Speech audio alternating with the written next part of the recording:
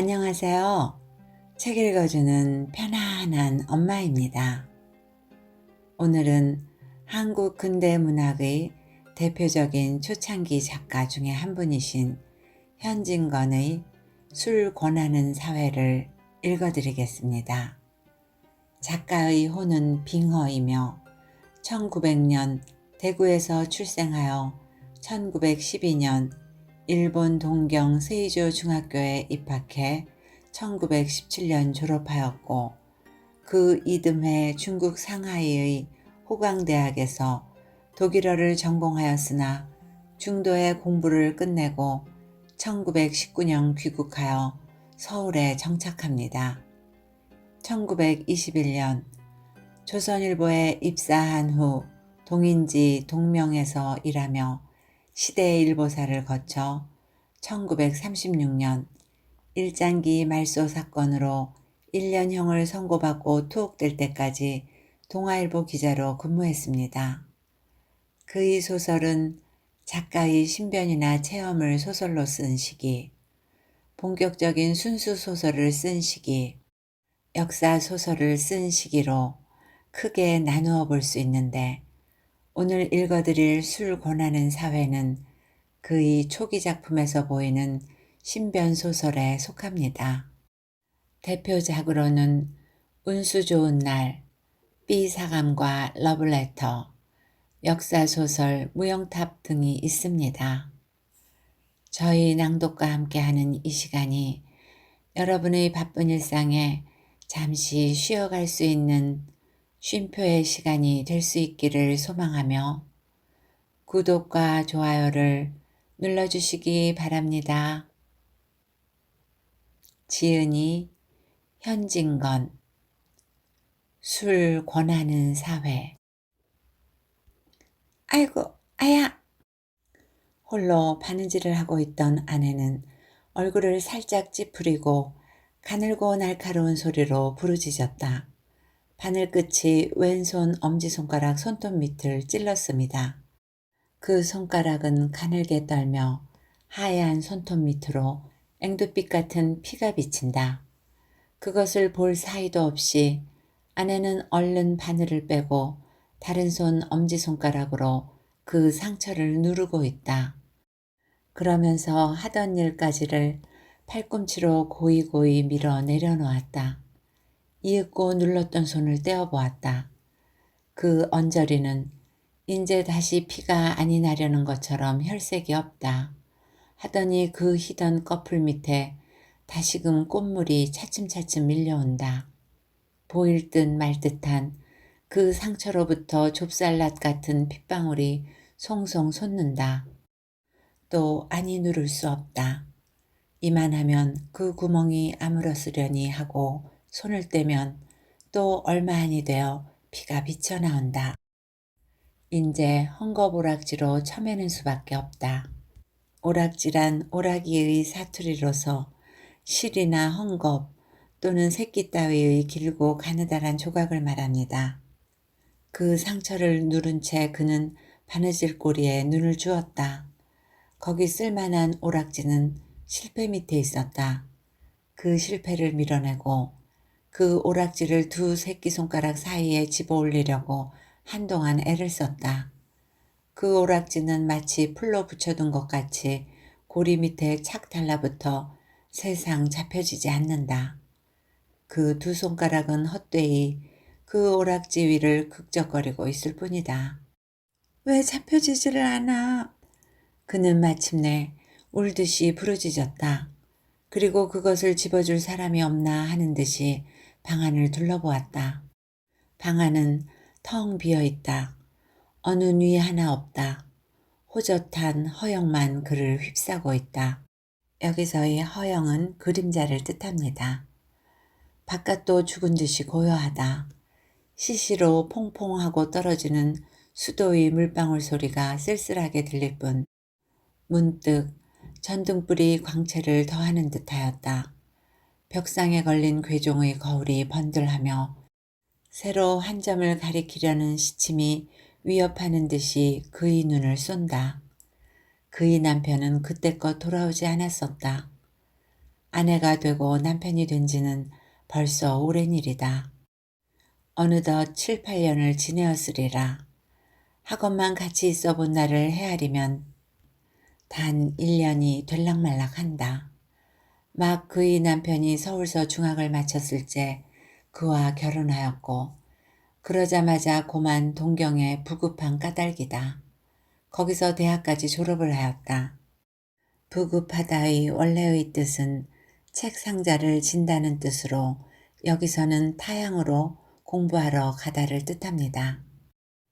이 길고 긴 세월에 아내는 얼마나 괴로웠으며 외로웠으랴.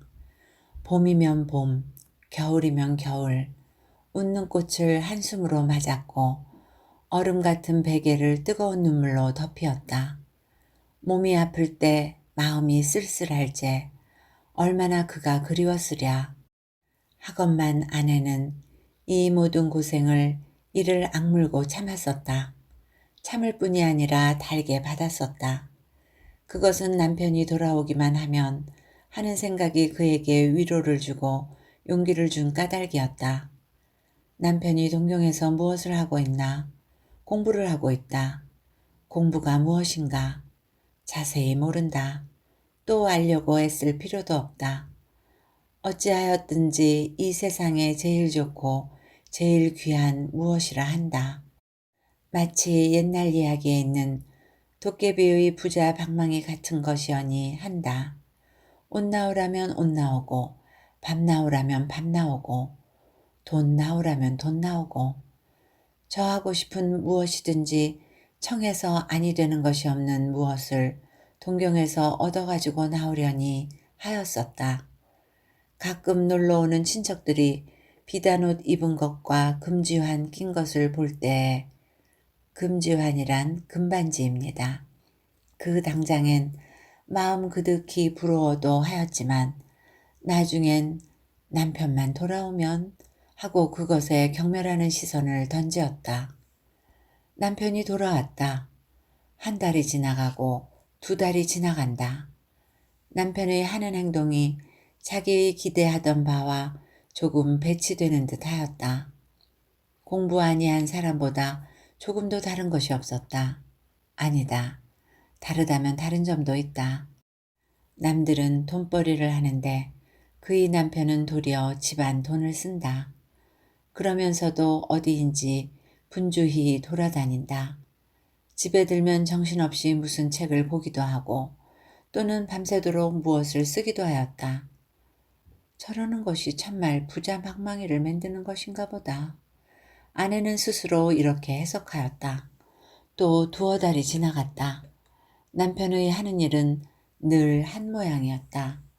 한 가지 더한 것은 때때로 깊은 한숨을 쉬는 것뿐이었다.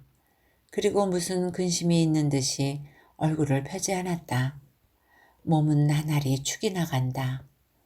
무슨 걱정이 있는고? 아내는 따라서 근심을 하게 되었다. 하고는 그 여윈 것을 보충하려고 갖가지로 애를 썼다.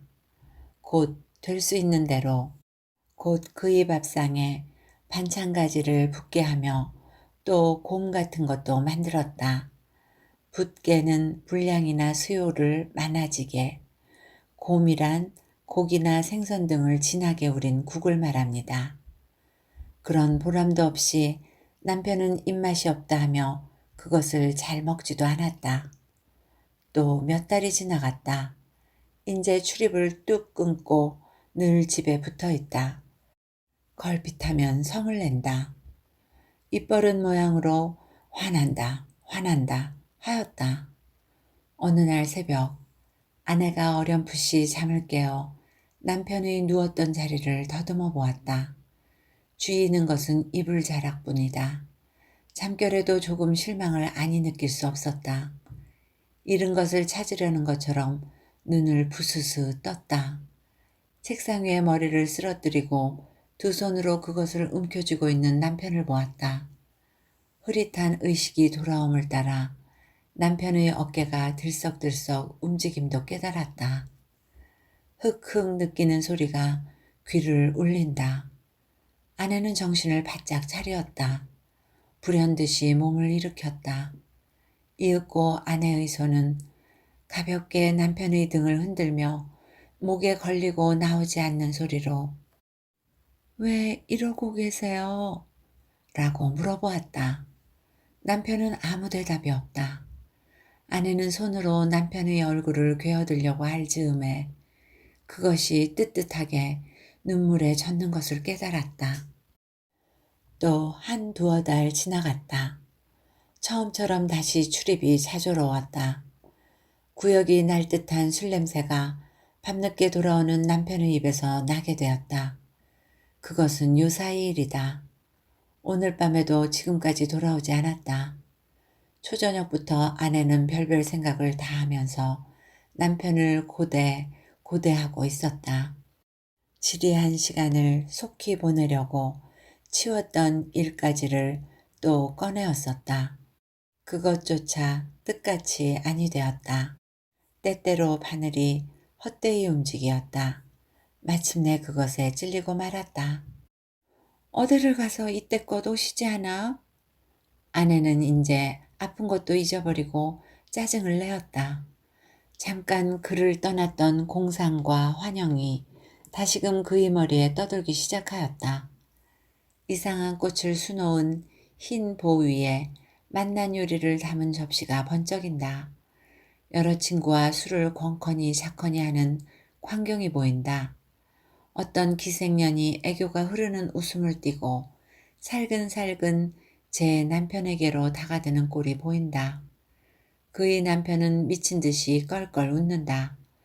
나중에는 검은 휘장이 스르르 덮이는 듯이 그 모든 것이 사라져 버리더니 낭자한 요리상만이 보이기도 하고 술병만 희게 빛나기도 하고 아까 그 기생이 한 팔로 땅을 짚고 진저리를 쳐가며 웃는 꼴이 보이기도 하였다. 또는 남편이 길바닥에 쓰러져 우는 것도 보였다. 문 열어라. 문득 대문이 덜컥하고 혀가 꼬부라진 소리로 부르는 듯 하였다. 네. 저도 모르게 대답을 하고 급히 마루로 나왔다. 잘못 신은 발에 안이 맞는 신을 질질 끌면서 대문으로 달렸다. 중문은 아직 잠그지도 않았고 행랑방에 사람이 없지 않지만은 의뢰히 깊은 잠에 떨어졌을 줄 알고 자기가 뛰어나감이었다. 가느름한 손이 어둠 속에서 희게 빗장을 잡고 한참 실랑이를 한다. 대문은 열렸다. 밤바람이 선뜩하게 얼굴에 한친다. 문 밖에는 아무도 없다. 온 골목에 사람의 그림자도 볼 수 없다. 검푸른 밤빛이 허연 길 위에 그물그물 깃들었을 뿐이었다. 아내는 무엇에 놀란 사람 모양으로 한참 멀거니 서 있었다. 문득 급거히 대문을 닫힌다. 급거히란 몹시 서둘러 갑작스럽게란 뜻입니다. 마치 그 열린 사이로 악마나 들어올 것처럼 그러면 바람 소리였구먼 하고 싸늘한 뺨을 쓰다듬으며 해쭉 웃고 발길을 돌렸다. 아니 내가 분명히 들었는데 혹 내가 잘못 보지를 않았나? 길바닥에나 쓰러져 있었으면 보이지도 않을 터야. 중간문까지 다다르자 벼랑간 이런 생각이 그의 걸음을 멈추게 하였다. 대문을 또 좀 열어볼까? 아냐, 내가 헛들었지. 그래도 혹? 아냐, 내가 헛들었지. 망설거리면서도 꿈꾸는 사람 모양으로 저도 모를 사이에 마루까지 올라왔다. 매우 기묘한 생각이 번개같이 그의 머리에 번쩍인다. 내가 대문을 열었을 때 나 몰래 들어오지는 않았나? 과연 방 안에 무슨 소리가 나는 것 같았다. 확실히 사람의 기척이 있다. 어른에게 꾸중 모시러 가는 어린애처럼 조심조심 방문 앞에 왔다. 그리고 문간 아래로 손을 대며 하염없이 웃는다. 그것은 제 잘못을 용서해 주십사 하는 어린애 같은 웃음이었다. 조심조심 방문을 열었다. 이불이 어째 움직움직 하는 듯 하였다. 나를 속이려고 이불을 쓰고 누웠구먼 하고 마음속으로 소곤거렸다. 가만히 내려앉는다. 그 모양이 이것을 건드려서는 큰일이 나지요. 하는 듯 하였다.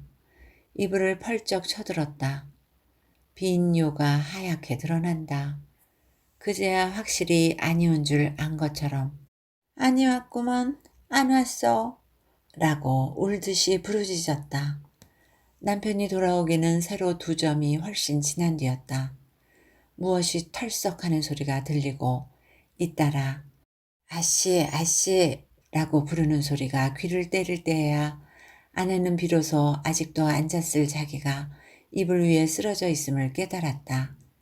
기실 잠귀 어두운 할멈이 대문을 열었으리만큼 아내는 깜박 잠이 깊이 들었었다.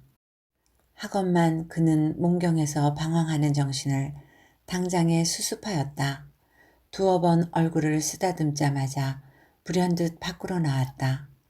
남편은 한 다리를 마루 끝에 걸치고 한 팔을 베고 옆으로 누워있다. 숨소리가 시근시근한다. 막 구두를 벗기고 일어난 할멈은 검붉은 상을 찡그려 붙이며 어서 일어나 방으로 들어가세요 라고 한다. 응, 일어나지. 나리는 혀를 억지로 돌려 코와 입으로 대답을 하였다. 그래도 몸은 꿈쩍도 않는다. 도리어 그 개게 풀린 눈을 자려는 것처럼 스르르 감는다. 아내는 눈만 비비고 서 있다. 어서 일어나셔요. 방으로 들어가시라니까. 이번에는 대답조차 아니한다. 그 대신 무엇을 잡으려는 것처럼 손을 내어줬더니 물, 냉수를 좀 줘. 라고 중얼거렸다. 할멈은 얼른 물을 따라 이 취자의 코 밑에 놓았건만 그 사이에 벌써 아까 청을 잊은 것 같이 취한 이는 물을 먹으려고도 않는다. 왜 물을 아니 잡수셔요? 곁에서 할멈이 깨우쳤다. 응, 먹지 먹어. 하고 그제야 주인은 한 팔을 짚고 고개를 든다. 한꺼번에 물 한 대접을 다 들이켜 버렸다. 그러고는 또 쓰러진다. 에그, 또 눕네. 하고 할멈은 우물로 기어드는 어린애를 안으려는 모양으로 2 손을 내어민다. 할멈은 고만가 자게. 주인은 귀찮다는 듯이 말을 한다. 일을 어찌해? 하는 듯이 멀거니 서 있는 아내도 할멈이 고만 갔으면 하였다. 남편을 붙들어 일으킬 생각이야 간절하였지만은 할멈이 보는데 어찌 그럴 수 없는 것 같았다. 혼인한 지가 7, 8년이 되었으니 그런 파수야 되었으련만 같이 있어 본 날을 꼽아보면 그는 아직 갓 시집 온 색시였다. 할멈은 가 자게 란 말이 목까지 올라왔지만 입술에서 사라지고 말았다. 마음 극히 할멈이 돌아가기만 기다릴 뿐이었다. 좀 일으켜 드려야지. 가기는커녕 이런 말을 하고 할멈은 선웃음을 치면서 마루로 부득부득 올라온다. 그 모양은 마치 주인 나리가 약주가 취하시거든 방에까지 모셔야 드려야 제 도리 옳지요 하는 듯 하였다. 자, 자. 할멈은 아씨를 보고 허허 웃어가며 나리의 등 밑으로 손을 넣는다. 왜 이래 왜 이래 내가 일어날 테야. 하고 몸을 움직이더니 정말 주인은 부스스 일어난다. 마루를 쾅쾅 눌러디디며 비틀비틀 곧 쓰러질 듯한 보조로 방문을 향하여 걸어간다. 와지끈하며 문을 열어젖히고는 방 안으로 들어간다. 아내도 뒤따라 들어왔다. 할멈은 중간턱을 넘어설 때 몇 번 혀를 차고는 저 갈대로 가버렸다. 벽에 엇비슷하게 기대어 있는 남편은 무엇을 생각하는 듯이 고개를 숙이고 있다. 그의 말라붙은 관자놀이에 펄떡거리는 푸른 맥을 아내는 걱정스럽게 바라보면서 남편 곁으로 다가온다. 아내의 한 손은 양복깃을, 또 한 손은 그 소매를 잡으며 화한 목성으로 화하다라는 따뜻하고 부드러운 태도를 말합니다. 자, 벗으셔요. 하였다. 남편은 문득 미끄러지는 듯이 벽을 타고 내려앉는다. 그의 쭉 뻗친 발끝에 이불자락이 저리로 밀려간다. 에그, 왜 이리 하셔요? 벗자는 옷은 안 입었으시고. 그 서술에 넘어질 뻔한 아내는 애달프게 부르짖었다. 그러면서도 같이 따라 앉는다. 그의 손은 또 옷을 잡았다. 옷이 구겨집니다. 제발 좀 벗으셔요. 라고 아내는 애원을 하며 옷을 벗기려고 애를 쓴다. 하나 취한 이의 등이 천근같이 벽에 척 들러붙었으니 벗겨질 리가 없다. 애를 쓰다 옷을 놓고 물러앉으며 원참 누가 술을 이처럼 권하였노? 라고 짜증을 낸다. 누가 권하였노? 누가 권하였노? 허허. 남편은 그 말이 몹시 귀에 거슬리는 것처럼 곰삼는다. 그래, 누가 권했는지 마누라가 좀 알아내겠소? 하고 낄낄 웃는다. 그것은 절망의 가락을 띤 쓸쓸한 웃음이었다. 아내도 따라 방긋 웃고는 또 옷을 잡으며 자, 옷이나 먼저 벗으셔요. 이야기는 나중에 하지요. 오늘 밤에 잘 주무시면 내일 아침에 알려드리지요. 무슨 말이야, 무슨 말이야. 왜 오늘 일을 내일로 미뤄? 할 말 있거든 지금 해. 지금은 약주가 취하셨으니 내일 약주가 깨시거든 하지요. 뭐? 약주가 취해서? 하고 고개를 쩔레쩔레 흔들며 천만에 누가 술이 취했단 말이오. 내가 공연히 이러지 정신은 말똥말똥하오. 꼭 이야기하기 좋을 만해. 무슨 말이든지. 자. 글쎄 왜 못 잡수시는 약주를 잡수셔요? 그러면 몸이 축이 나지 않아요? 하고 아내는 남편의 이마에 흐르는 진땀을 씻는다. 이 취자는 머리를 흔들며 아냐 그런 말을 듣자는 것이 아냐. 이 취자란 술이 취하여 인사불성이 된 사람을 말합니다. 하고 아까 이를 추상하는 것처럼 말을 끊었다가 다시금 말을 이어 옳지. 누가 나에게 술을 권했단 말이오? 내가 술이 먹고 싶어서 먹었단 말이오. 자시고 싶어 잡수신 건 아니지요? 누가 당신께 약주를 권하는지 내가 알아낼까요? 저 첫째는 화증이 술을 권하고 둘째는 하이칼라가 약주를 권하지요. 화증이란 화를 벌컥 내는 증세를 말하고 하이칼라란 예전의 서양식 유행을 따르는 멋쟁이를 이르던 말입니다. 아내는 살짝 웃는다. 내가 어지간히 알아맞혔지요? 하는 모양이다. 남편은 고소한다. 고소란 어이없거나 마지못해 웃음을 짓는 것을 말합니다. 틀렸어. 잘못 알았어. 화증이 술을 권하는 것도 아니고 하이칼라가 술을 권하는 것도 아니오. 나에게 술을 권하는 것은 따로 있어. 마누라가 내가 어떤 하이칼라한테나 홀려다니거나 그 하이칼라가 늘 내게 술을 권하거니 하고 근심을 했으면 그것은 헛걱정이지. 나에게 하이칼라는 아무 소용도 없어. 나의 소용은 술뿐이요. 술이 창자를 휘돌아 이것저것을 잊게 만드는 것을 나는 취할 뿐이요. 하더니 홀연 어조를 고쳐 감개무량하게 유망한 머리를 알코올로 마비아니 시킬 수 없게 하는 그것이 무엇이란 말이오. 유망이란 일을 할 만한 능력도 있고 앞으로의 희망도 있는 이란 뜻입니다. 하고 긴 한숨을 내어쉰다. 물큰물큰한 술 냄새가 방 안에 흩어진다. 아내에게는 그 말이 너무 어려웠다. 고만 묵묵히 입을 다물었다. 눈에 보이지 않는 무슨 벽이 자기와 남편 사이에 깔리는 듯 하였다. 남편의 말이 길어질 때마다 아내는 이런 쓰디쓴 경험을 맛보았다. 이런 일은 한두 번이 아니었다. 이윽고 남편은 기막힌 듯이 웃는다. 또 못 알아듣는군. 묻는 내가 그러지. 마누라야 그런 말을 알 수 있겠어. 내가 설명을 해드리지. 자세히 들어요. 내게 술을 권하는 것은 화증도 아니고 하이칼라도 아니오. 이 사회란 것이 내게 술을 권한다오. 이 조선사회란 것이 내게 술을 권한다오. 알았소? 팔자가 좋아서 조선에 태어났지 딴 나라에 났다면 술이나 얻어먹을 수 있나. 사회란 무엇인가? 아내는 또 할 수가 없었다. 어찌하였든 딴 나라에는 없고 조선에만 있는 요리집 이름이여니 한다. 조선에 있어도 아니다니면 그만이지요. 남편은 또 아까 웃음을 재우친다. 술이 정말 아니 취한 것 같이 또렷또렷한 어조로 허허 기막혀. 그 한 분자 된 이상해야 다니고 아니 다니는 게 무슨 상관이야. 집에 있으면 아니 권하고 밖에 나가야 권하는 줄 아는가 봐. 그런 게 아니야.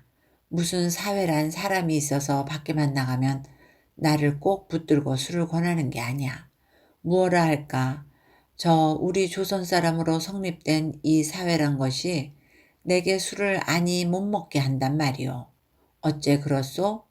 또 내가 설명을 해드리지. 여기 회를 하나 꾸민다 합시다. 거기 모이는 사람 넘치고 처음은 민족을 위하느니 사회를 위하느니 그러는데 제 목숨을 바쳐도 아깝지 않으니 아니하는 놈이 하나도 없어. 하다가 단 이틀이 못 되어 단 이틀이 못 되어 한층 소리를 높이며 손가락을 하나씩 둘씩 꼽으며 되지 못한 명예싸움, 쓸데없는 지위 다툼질, 내가 옳으니 네가 그르니 내 권리가 많으니 네 권리가 적으니 밤낮으로 서로 찢고 뜯고 하지. 그러니 무슨 일이 되겠소? 무슨 사업을 하겠소? 회뿐이 아니라 회사이고 조합이고 우리 조선놈들이 조직한 사회는 다 그 조각이지. 이런 사회에서 무슨 일을 한단 말이오. 하려는 놈이 어리석은 놈이야. 저기 정신이 바로 박힌 놈은 피를 토하고 죽을 수밖에 없지. 그렇지 않으면 술밖에 먹을 게 도무지 없지. 나도 전자에는 무엇을 좀 해보겠다고 애를 써보았어. 그것이 뭐다 수포야. 내가 어리석은 놈이었지. 내가 술을 먹고 싶어 먹는 게 아니야.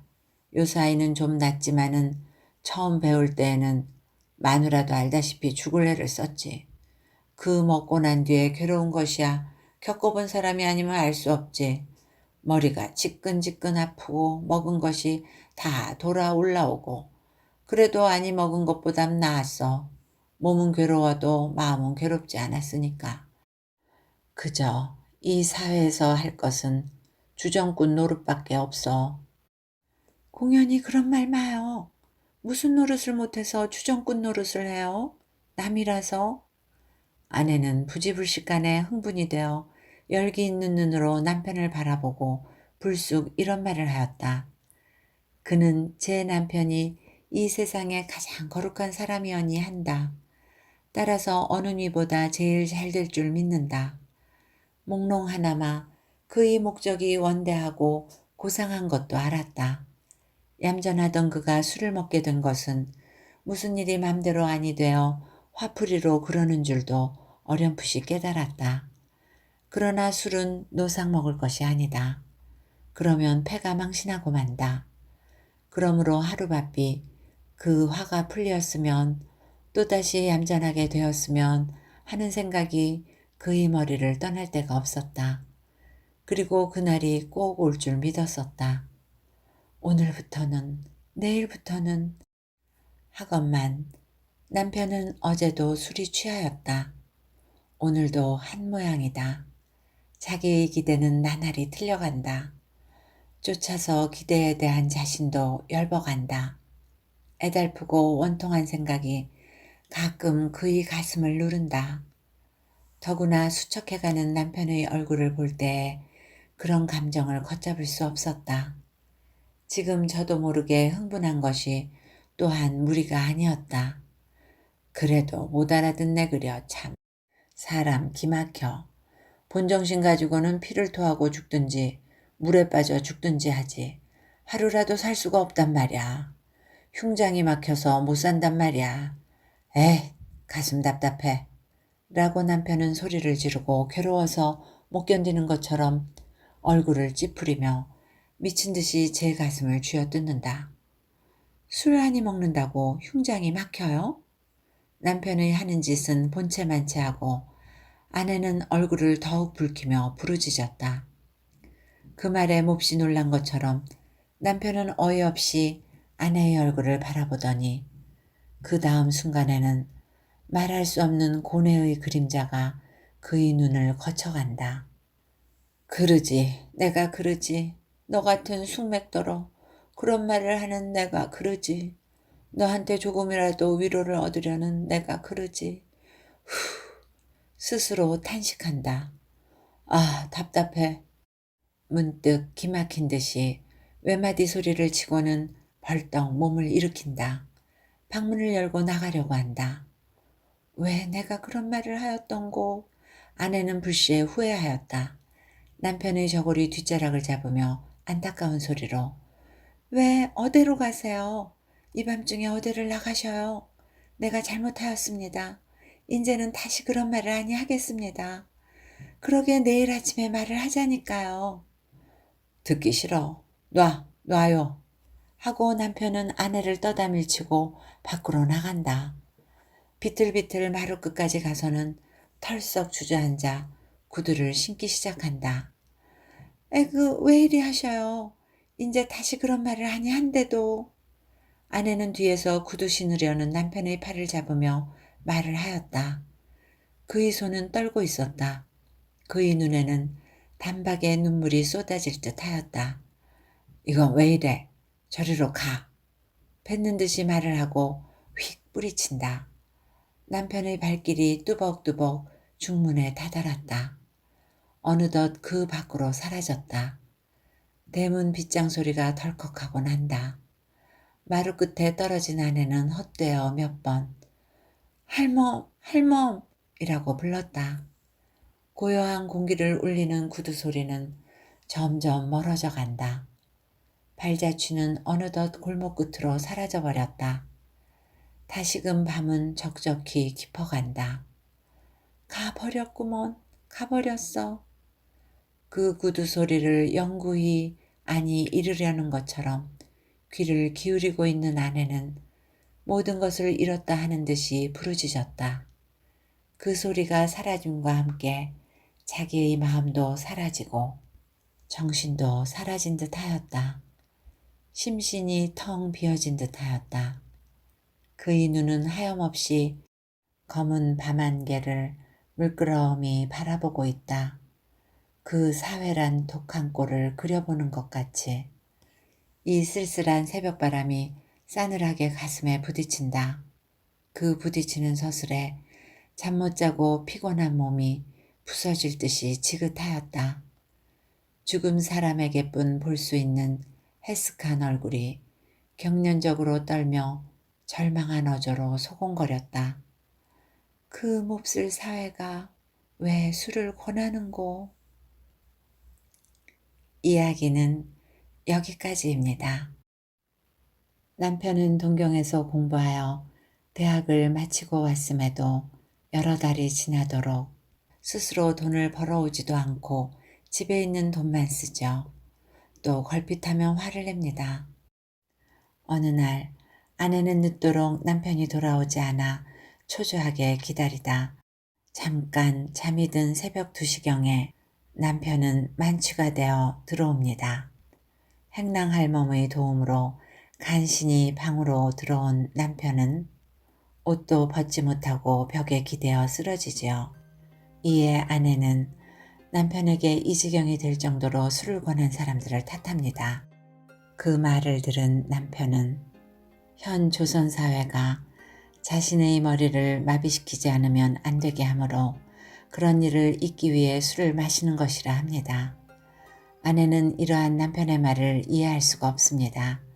아내의 이러한 반응에 답답함을 느낀 남편은 도로 집을 나가버리고 맙니다. 사회가 정말로 술을 권하는 것일까요? 아니면 술을 먹기 위한 핑계로 우리가 사회를 몹쓸 것으로 만들고 있는 것은 아닐는지요? 어떻게 들으셨는지요? 재밌게 들으셨길 바라며 오늘도 행복하세요.